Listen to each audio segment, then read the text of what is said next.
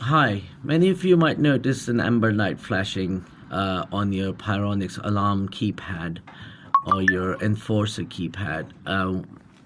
What it is that if there's a power cut, this light starts to flash. Now you can clear this yourself.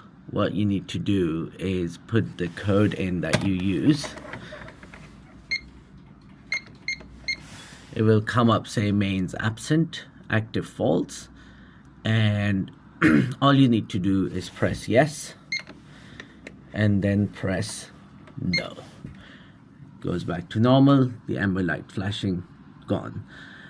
If this doesn't clear, these steps don't clear the fault, then that means your user is not a master manager user. So then you would need to get back in touch with us. Thank you very much. Bye.